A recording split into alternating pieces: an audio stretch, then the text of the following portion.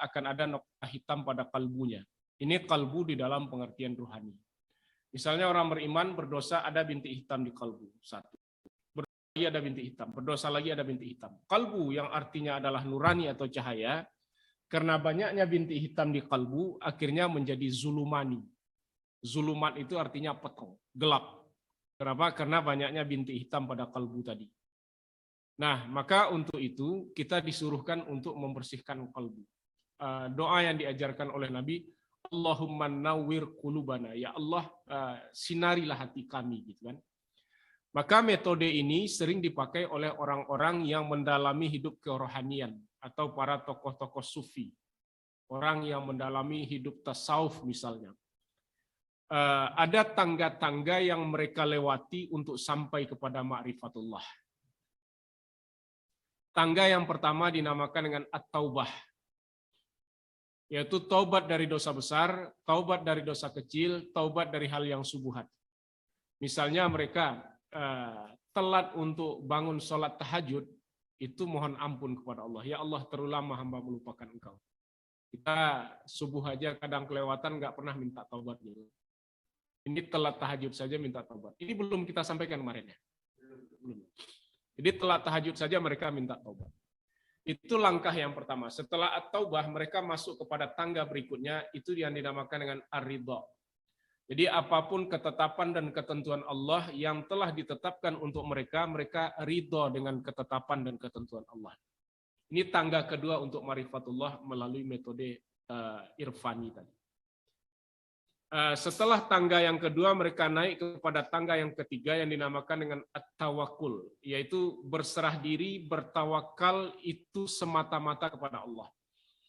Jadi bagi mereka hasbunallah wa ni'mal wakil itu bukan hanya dalam ucapan, tetapi juga dalam pengamalan kehidupan sehari-hari. Allah itu adalah al-wakil, Allah itu adalah tempat bersandar. Itu bagi mereka memang dipraktekkan di dalam kehidupan mereka. Nah, kemudian setelah tangga yang ketiga ini, mereka masuk ke dalam tangga yang berikutnya. Itulah tangga yang dinamakan dengan tangga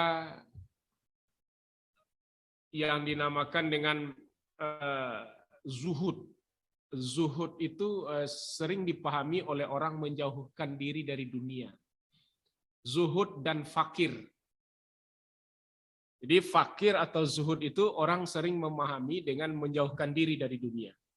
Padahal kalau kita lihat istilah fakir atau zuhud itu, mereka tetap mencari dunia, tetapi dunia itu tidak dimasukkan ke hati. Boleh saja mereka punya gedung-gedung yang bagus, gedung rumahnya, tetapi justru di rumah itu tempat berkumpulnya para duafa, orang-orang miskin, anak yatim sering diundang untuk menikmati jamuan di rumahnya. Boleh saja dia punya mobil yang bagus dan segala macam, akan tetapi kendaraan ini dipergunakan untuk semakin dekat kepada Allah. Itu yang dinamakan dengan al-fakir. Jadi tidak menempatkan dunia pada hatinya. Nah, setelah zuhud dan fakir, maka masuk ke dalam tangga yang berikutnya, yang kelima, yang dinamakan dengan al-mahabbah. Al-mahabbah itu artinya cinta. Ketika berbicara tentang cinta, itu kosakata akan terbatas untuk memahami dan menjelaskan apa itu cinta.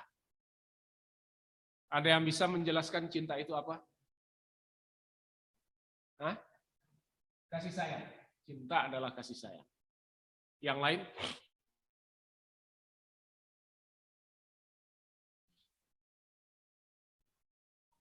Apa?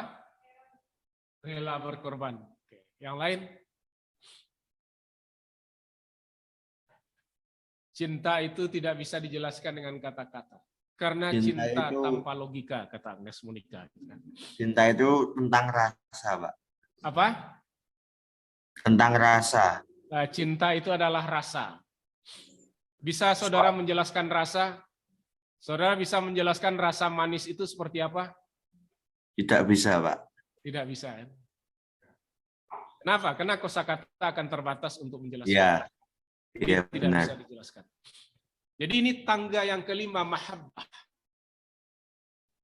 Rabi'ah al-Adawiyah pernah berkata, Ya Allah, aku mencintaimu dengan dua cinta. Cinta pertama karena diriku dan cinta kedua karena dirimu. Cinta karena diriku karena hati ini telah dipenuhi oleh rasa cinta kepada Engkau ya Allah, sehingga tidak ada lagi space, tidak ada lagi ruang di hati hamba untuk yang lain kecuali dirimu. Ini kata Rabi'ah. Jadi hati hamba sudah dipenuhi oleh rasa cinta kepada Engkau ya Allah, tidak ada ruang di hati hamba untuk yang lain kecuali dirimu. Tidak ada lagi ruang kebencian di hati saya ya Allah. Karena hati saya sudah dipenuhi oleh rasa cinta kepada Engkau. Kepada Engkau. Cinta kedua karena dirimu, karena memang Engkau pantas untuk dicintai. Ini kata Rabi'ah. Ya Allah, jika hamba beribadah kepada Engkau karena mengharapkan surgamu, maka masukkanlah hamba ke dalam neraka. Jika hamba beribadah kepada Engkau karena takut oleh nerakamu, maka masukkanlah hamba ke dalam neraka. Hamba beribadah bukan mengharap surgamu ya Allah, dan juga bukan menghindari nerakamu. Yang hamba harap adalah cinta dan ridhamu ya Allah. Jika Engkau membalas cinta hamba, dan Engkau ridho kepada hamba, panasnya api neraka akan lebih sejuk daripada surga bagi hamba ya Allah. Itu kata Rabi'ah. Itu cinta. Nah, maka cinta itu memang tidak bisa dijelaskan. Contoh sederhana saja gitu kan. Saudara pagi-pagi pergi ke Amikom, minggu pagi, jalan-jalan lihat di kafe Amikom ternyata ada dua orang yang sedang duduk. Nyantai sambil minum, snack, ngobrol gitu kan. Laki-laki dan perempuan. Jam 8 pagi. Saudara lari olahraga, pulang ke kos, sudah mengerjakan tugas, nanti jam 4 sore atau jam 5 saudara ke Amikom lagi. Ternyata orang itu masih duduk di sana.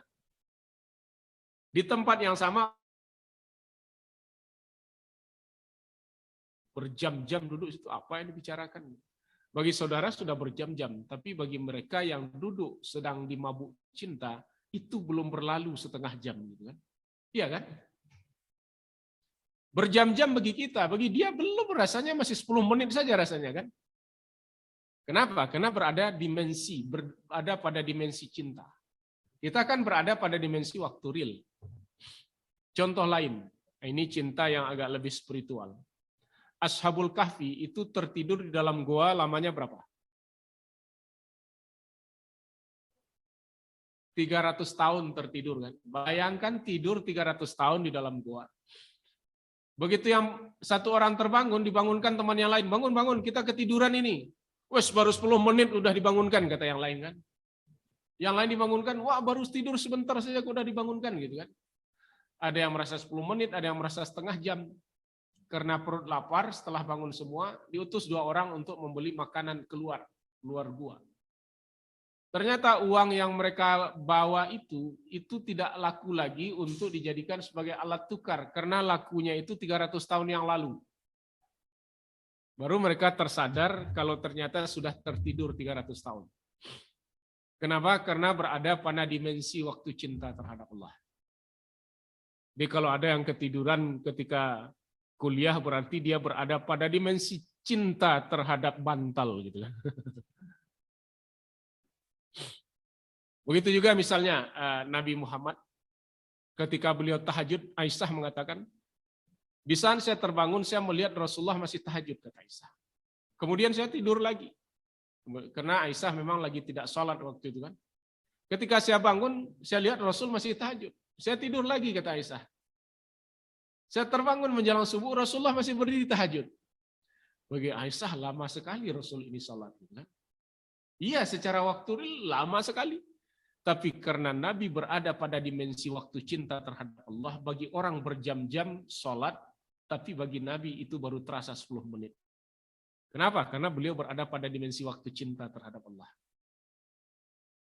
Jadi kalau ada saudara nanti gitu kan, sholat tarawih, imamnya agak panjang, itu langsung di blacklist, besok nggak ke masjid ini gitu kan. Atau kalau imamnya ini besok nggak usah ke masjid gitu kan. Itu dipertanyakan rasa cinta terhadap Allah gitu kan. Maka kalau orang sudah cinta kepada Allah seperti Rabi'ah tadi, dia tidak lagi mengharapkan surga. Ibadah bukan untuk mencari surga bagi dia. Ibadah bukan untuk menghindar dari neraka. Tetapi ibadah adalah dalam rangka apa? Mencari cinta dan ridha Allah. Nah, orang-orang yang seperti ini biasanya ketika subuh berlalu dia rindu untuk bertemu dengan waktu zuhur. Zuhur berlalu dia merindukan datangnya waktu asyar. Asar berlalu dia merindu untuk bertemu dengan waktu maghrib. Maghrib berlalu dia merindukan datangnya waktu isya. Isya berlalu dia merindukan datangnya waktu subuh. Karena subuh terlalu lama, tengah malam dia gelisah. Hati dibakar oleh api cinta. Di saat orang lain tertidur dia berkata, "Ya Allah, hamba tidak bisa tidur ya Allah. Hati hamba dibakar oleh api cinta ya Allah. Di saat yang lain tertidur, izinkanlah hamba.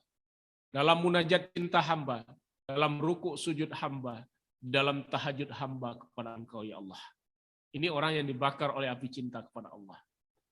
Orang lain bisa tertidur pulas, tetapi bagi dia itu adalah saat untuk bertemu dan berkomunikasi dengan zat yang ia cintai, yaitu Allah. Jadi kenapa kita terkadang untuk sholat terasa berat gitu kan? Bangun subuh itu terasa berat, sholat isya terasa berat. Kenapa? Karena kita tidak berada pada dimensi cinta. Cinta kita terhadap Allah itu terlalu sedikit. Sehingga sholat itu adalah beban. Sholat itu adalah kewajiban yang membebani. Tapi bagi mereka yang berada pada dimensi waktu cinta, seperti Rabi'ah, ibadah itu merupakan kebutuhan ruhani, kerinduan, manifestasi dari rasa cinta dan rindu kepada Allah. Sama kayak saudara, kalau lagi di mabuk cinta, janjian untuk bertemu dengan si doi, itu senang. Janjian jam 9, setengah 8 sudah datang saudara. Iya kan, biasanya begitu kan. Lihat anak-anak SMP, SMA dulu kan. Kan begitu kan. Janji ketemu jam 9, setengah 8 sudah datang gitu kan. Kenapa? Karena lagi di mabuk cinta. Nah, orang-orang yang di mabuk cinta terhadap Allah begitu. Salat itu bukan lagi beban dia, tapi kebutuhan, manifestasi rasa cinta dan rindu kepada Allah. Ini tangga mahabbah. Ketika tangga mahabbah, tangga yang ke-6 ini dilewati, maka di atas tangga mahabbah itulah yang dinamakan dengan ma'rifah. Kenapa dia sampai kepada ma'rifah? Karena dia sudah menjalankan syariat, tarikat, hakikat sampai ke ma'rifat. Ini yang dinamakan dengan jalan para sufi. Itu ma'rifatullah melalui jalan para sufi. Jadi kalau ada orang ma'rifah, mengaku-ngaku ma'rifatullah tapi tidak menjalankan syariat, kata Imam Al-Ghazali, jangan percaya terhadap apa yang ia katakan. Ada orang ngaku, saya sudah ma'rifah. Kenapa enggak sholat? Saya sudah ma'rifah. Cukup eling gitu kan, manunggaling gitu kan. Tapi tidak menjalankan syariat. Kata Al-Ghazali, dia bohong. Nah, enggak mungkin orang mencapai ma'rifatullah tetapi meninggalkan syariat. Itu mustahil. Enggak bisa orang ma'rifatullah meninggalkan syariat. Pesawat terbang tidak akan bisa take off, landing dan segala macam kalau tidak ada landasan. Bisa nggak? Pesawat terbang itu nggak ada landasan gitu kan? Terbang? Nggak bisa kan? Harus ada landasan. Syariat itu landasan untuk orang mencapai tangga-tangga sampai ke ma'rifah tadi. Jadi nggak bisa orang meninggalkan syariat kemudian ngaku-ngaku ma'rifah. Gitu. Ngaku-ngaku menjadi wali gitu kan. Tapi meninggalkan syariat. Itu adalah bohong. Imam Al-Ghazali ketika dia sampai kepada makam ma'rifah ini, di saat itu dia menjadi rektor Universitas An-Nizamiyah pada masa pemerintahan Nizam Al-Muluk. Jadi luar biasa, rektor universitas waktu An-Nizamiyah Imam Al-Ghazali itu. Tapi dia merasa bahwa apa yang ia cari selama ini itu ternyata dia tidak menemukan di dalam kepuasan intelektual. Karir intelektual sudah dia peroleh. karena dia sudah menjadi profesor. Saikh. Saikh itu artinya profesor. Berbeda dengan di Indonesia. Kalau syekh itu di Indonesia itu dukun. Syekh Puji misalnya gitu kan, atau syekh yang lain gitu kan. Kalau di Arab sana syekh itu artinya profesor. Syekhul gitu kan. Artinya syekhuna, guru saya, guru besar saya. Jadi Imam Al-Ghazali waktu jadi profesor dia merasa enggak ada ketenangan batin. Mundur dia dari jabatan profesor rektor, dia tinggalkan kampus, dia pergi ke sebuah masjid di Syria, di Suriah sekarang. Berdiam diri di sana selama 8 tahun, luar biasa dia. Merenung diri di sana, yang dinamakan dengan uzlah. Dalam masa perenungan itulah dia menulis sebuah karya yang berjudul Ihya Ulumuddin. Dan banyak karya-karya yang ia tulis justru dalam pengasingan selama 8 tahun itu. Yang dinamakan dengan uzlah. Disitulah dia mencapai makam ma'rifah. Ma'rifah itu bagi seorang sufi, Allah bukakan tabir-tabir rahasia kebenaran karena tidak ada lagi hijab antara seorang hamba dengan Allah. Itu ma'rifah di dalam pemahaman kaum sufi. Jadi itu juga ma'rifah, tetapi jalurnya adalah jalur irfani. Dengan apa? Dengan mempertajam kalbu, mempertajam ruhani. Dengan cara apa? Memperbanyak ibadah kepada Allah. Bagi mereka, ibadah itu bukan hanya ibadah wajib, tapi ibadah-ibadah sunnah. Karena ibadah itu bagi mereka adalah cara untuk mempertajam kalbu, mempertajam ruhani. Maka inilah tangga ma'rifah melalui kaum sufi yang dinamakan dengan metode irfani. Oke, sampai di sini ada pertanyaan sebelum kita lanjut.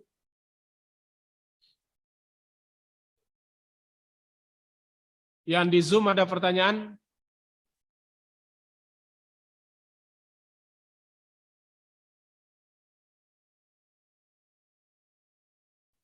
Belum ada, Pak. Oh ya.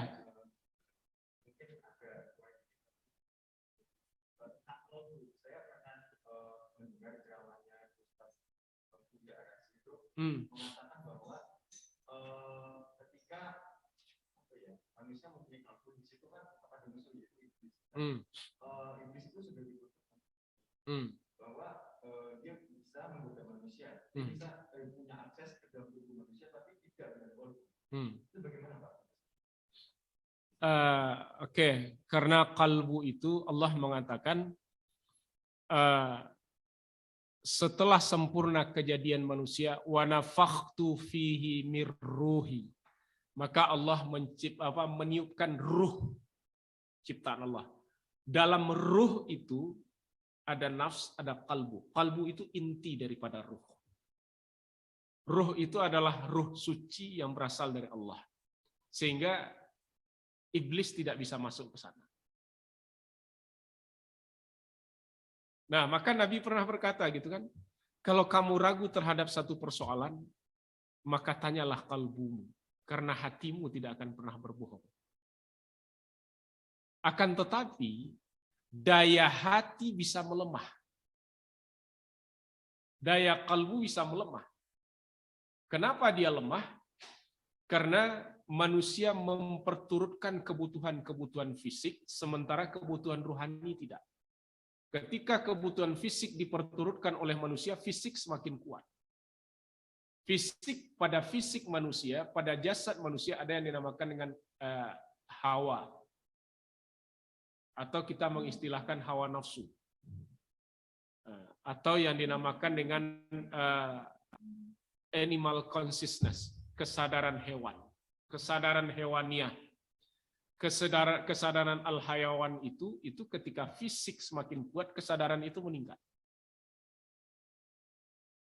Orang kalau sehat-sehat segala macam kan berbagai macam hal-hal kan muncul. Nah, ketika ruhaninya tidak dipenuhi kebutuhan, maka ruhani akan lemah.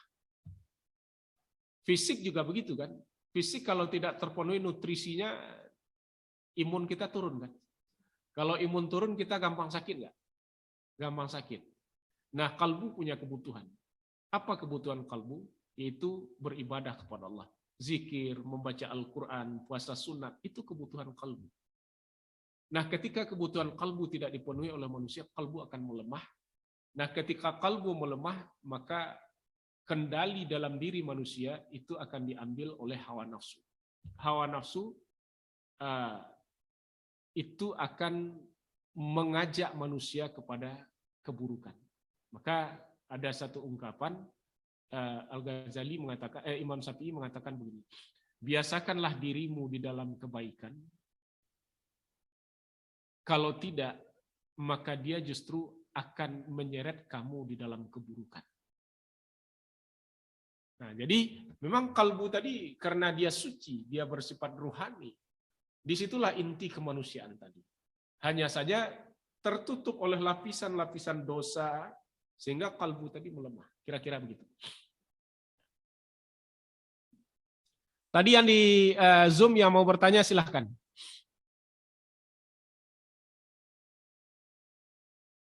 Di Zoom yang mau bertanya tadi silahkan. Pak, saya mau tanya, Ya, Pak. silakan Nur. Aiko. Izin bertanya ya Pak, berarti Ya. dari sekian banyak manusia itu yang diperlihatkan secara langsung untuk adanya Allah itu Nabi Musa ya Pak? Apa ada yang lain Pak? Nabi Musa itu waktu itu ngotot ingin melihat Allah gitu kan. Jadi tidak diperlihatkan. Nabi Musa ngotot ingin melihat Allah gitu kan. Kemudian Allah mengatakan, Musa engkau tidak akan bisa melihatku. Kemudian Allah berkata, palingkanlah penglihatanmu pada bukit yang ada di seberangmu. Jika dia masih berada tetap pada tempatnya, kamu dapat melihatku, kata Allah. Tapi ketika Allah menampakkan dirinya kepada gunung itu pun hancur luluh. Nabi Musa langsung tersungkur pingsan. Jadi gunung itu hancur. Jadi hangus, kemudian hancur gunung itu. Itu baru cahaya Allah. Nabi Musa pingsan, setelah itu bertobat Nabi Musa. Maha suci engkau ya Allah, aku bertobat kepadamu. Jadi dia tidak bisa melihat wujud Allah. Begitu melihat cahaya yang begitu terang di situ, gunung sudah hancur, Nabi Musa langsung pingsan dia. Jadi begitu Aiko. Siap Pak, makasih Pak. Ya, Azkal silakan. Baik, Pak. Saya mau bertanya, lantas apa perbedaan rasa takut kepada Allah sama rasa cinta kepada Allah? Yang kedua, lebih besar mana kedudukannya antara takut sama cinta kepada Allah? Yang ketiga, apakah takut kepada Allah itu termasuk rasa cinta kepada Allah? Oke. Gitu, Pak. Apakah rasa takut kepada Allah rasa cinta kepada Allah? Oke. Jadi kalau kita lihat di dalam tradisi Sufi atau kaum tasawuf di dalam Islam, khauf dan raja itu merupakan tangga untuk menuju cinta. Khauf itu artinya takut, raja itu berharap. Jadi dia takut. Takut apa? Takut Allah meninggalkan dia. Jadi bukan beda kita takut dengan harimau. Kita takut dengan harimau kita akan lari gitu kan. Kan begitu. Tetapi takut di sini takut kehilangan rahmat Allah. Takut kehilangan kasih sayang Allah. Takut Allah meninggalkan dia. Nah, juga kalau takut seperti ini adalah takut dalam rangka menuju cinta. Kemudian setelah khauf ada yang dinamakan dengan raja. Raja itu berharap. Jadi tidak ada yang diharapkan kecuali hanya Allah. Tidak ada yang diinginkan kecuali cinta Allah.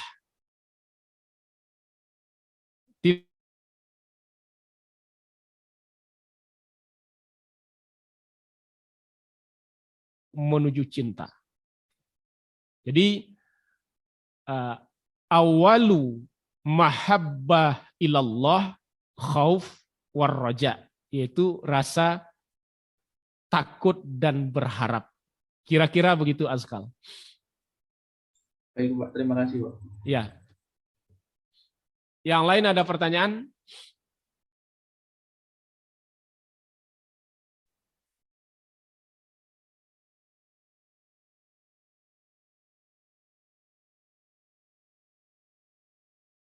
Ada pertanyaan dari yang lain?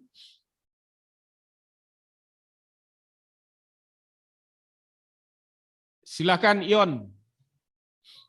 Sedikit bertanya sih. Ya. Saya tuh mendengar bahwa tiada cinta itu selain kepada Allah, karena yang memberi cinta itu hanya Allah.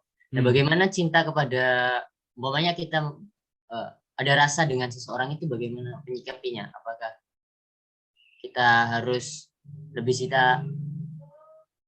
bagaimana menanggapi kita ada rasa dengan seseorang, begitu Pak? Oke. Kita boleh, Allah mengatakan kami menghiasi manusia, zuina lin-nasi hubbus sahawati minan nisa wal banin wal qanatiri muqantarati minaz zahabi wal fiddati wal khailil musawwamah wal an'am wal hars. Allah menghiasi manusia kecintaan terhadap lawan jenis. Itu hiasan yang diberikan oleh Allah. Kecintaan terhadap harta benda, terhadap perhiasan. Kemudian kebun-kebun, sawah ladang, hewan ternak, dan kuda-kuda tunggangan. Kalau sekarang kudanya itu mungkin Jaguar gitu kan. Pajero gitu kan. Fortuner kan itu kuda-kudanya kan sekarang gitu kan. Jadi apakah itu sesuatu yang tidak boleh? Allah menghiasi, itu hiasan yang diberikan oleh Allah. Tetapi Allah mengatakan fal a'unabbi'ukum bi khairim min zalikum. Katakanlah kepada mereka ada yang lebih baik dari itu, karena itu adalah al-mata'ul hayatad dunya. Itu mata, itu hanya perhiasan dunia. Qul a'unabbi'ukum bi khairim min zalikum lilladzina taqaw inda rabbihim jannatun tajri min tahtihal anharu khalidina fiha wa azwajum mutahharatun wa ridwanun minallah. Bagi orang-orang yang bertakwa, Allah menyediakan surga yang mengalir sungai-sungai di bawahnya. Wa azwajum mutahharatun. Dia akan mendapatkan istri yang selalu suci, nggak pernah menstruasi. Jadi kalau di surga itu nanti istrinya itu selalu suci, tidak pernah menstruasi. Nah kalau begitu, bolehkah kita mencintai seseorang di dunia? Allah mengatakan, Allah menciptakan litaskunu ilaiha mawaddatan warahmah. Kan begitu. Sesungguhnya Allah telah menciptakan kamu diri yang satu, kemudian Allah hiasi manusia itu kecintaan, ketertarikan. Kemudian mengikat hubungan supaya apa? Litaskunu ilaiha mawaddatan warahmah. Ada satu sikap yang ketertarikan itu yang melahirkan mawaddah warahmah, cinta dan kasih sayang. Jadi bolehkah kita mencintai seseorang? Jawabannya boleh. Tetapi kecintaan kita terhadap seseorang, kecintaan kita terhadap manusia, jangan sampai melebihi cinta kita kepada Allah. Cinta kita kepada dunia dan harta dan segala macam jangan melebihi cinta kita kepada Rasulullah, dan jangan sampai melebihi cinta kita kepada Allah. Maka Allah dalam Al-Quran mengatakan, Qul in kuntum tuhibbunallah fattabi'uni, kata Allah, kata Allah dalam Al-Quran. Wahai Muhammad, katakanlah, jika kamu benar-benar mencintai Allah, fattabi'uni, ikutilah aku. Aku di sini ikuti Rasulullah gitu kan. Meskipun ada orang-orang yang menyelewengkan ayat ini dijadikan ayat mahabbah gitu. Qul in kuntum tuhibbunallah fattabi'uni, ikuti dia kan gitu kan. Bukan dia yang diikuti, ikuti cara Rasul mencintai Allah gitu. Maka Allah pun akan mencintai kamu. Jadi boleh kita mencintai selain Allah, tapi jangan sampai melebihi cinta kita kepada Allah dan Rasulnya. Kira-kira begitu, Ion. Oke, terima kasih, Pak. Ya, sama-sama. Yang lain ada pertanyaan?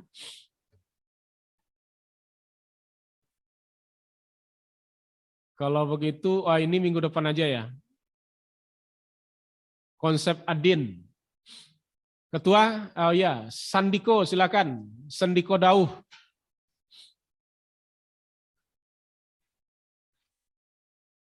Silakan Sandi.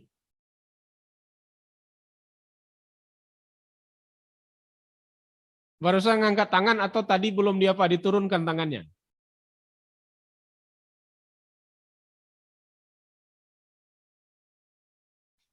Belum kedengaran suara Sandi ini. Halo, ya. Ya, silakan. Ya, silakan Sandi.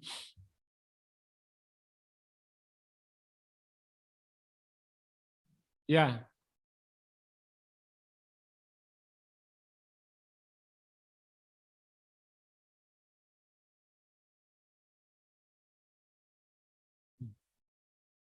Ya.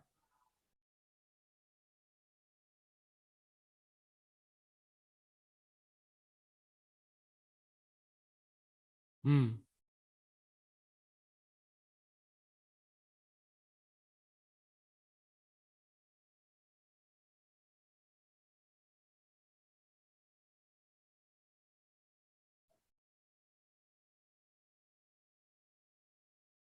Hmm.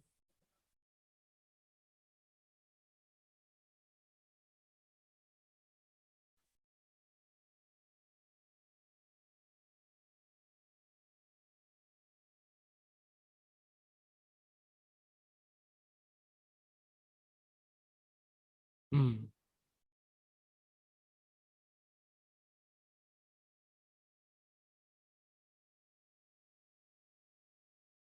Hmm.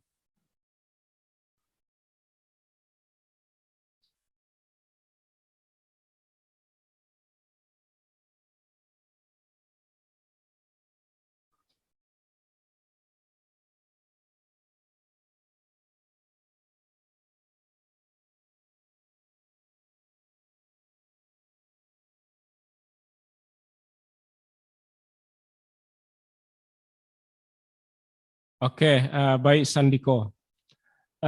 Di dalam memahami Al-Quran ada yang dinamakan dengan tafsirul ayah bil ayah, tafsirul ayah bil hadis, kemudian tafsirul ayah dengan konteks. Tafsirul ayah memahami ayat itu harus dikaitkan dengan ayat lain. Ketika Allah di dalam Al-Quran mengatakan kami hamparkan bumi, itu kan berbicara tentang permukaan bumi, bukan berbicara tentang konsep bumi secara keseluruhan. Tetapi ketika Allah mengatakan kami edarkan bumi beredar, ketika bumi beredar itu berarti itu ada siklus bahwa bumi itu adalah bulat, kan begitu kan? Wallahu syamsa wal qamara nura wa qaddarna manazila li ta'lamu adadas sinina wal hisab. Allah menjadikan matahari bersinar, bulan bercahaya. Allah tetapkan manzilah, garis edar. Garis edar sesuatu yang beredar itu kan berarti itu adalah siklus. Bulan mengelilingi bumi, kemudian bumi mengelilingi matahari. Ini bukan bumi dalam pemahaman permukaan. Kalau berbicara tentang permukaan bumi itu hamparan. Tetapi kalau berbicara bumi secara keseluruhan total berarti adalah siklus, berarti bumi itu adalah bulat. Jadi di sini namanya tafsirul ayah bil ayah. Menafsirkan ayat dengan ayat. Yang kedua tafsirul ayah bil hadis. Jadi ayat-ayat ini kita pahami berdasarkan hadis-hadis yang disampaikan oleh Rasulullah. Kemudian ada namanya tafsirul ayah dengan konteks atau dengan ilmu alat, dengan pendekatan sains. Misalnya ketika kita berbicara tentang samawat, langit dan bumi, dalam pemahaman tafsir kuno dulu langit itu dipahami seperti wajan yang tertelungkup. Kenapa? Karena ilmu di dalam bidang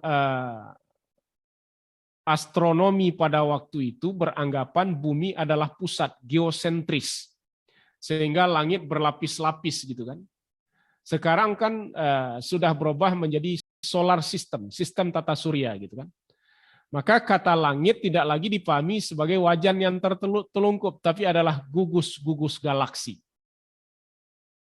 Karena ketika Allah berbicara tentang langit, itu boleh dikatakan 90% itu dalam bentuk jamak, samawat. Tapi ketika Allah berbicara tentang bumi, itu dalam bentuk tunggal, satu. Tidak dalam bentuk jamak.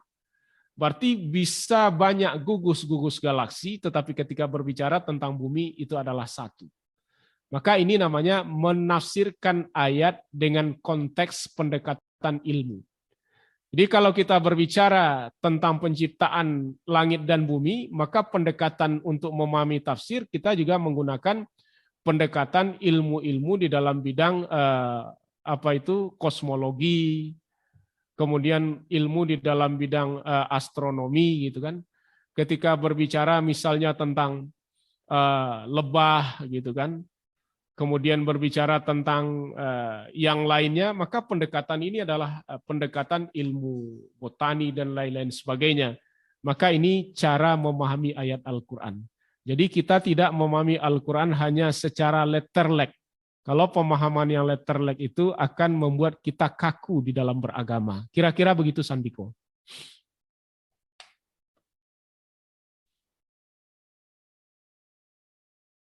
Ya.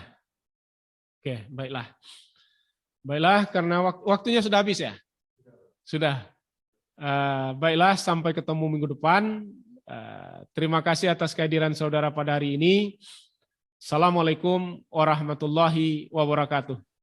Waalaikumsalam. Terima kasih, Pak. Ya, sama-sama. Ini Pak. Ya.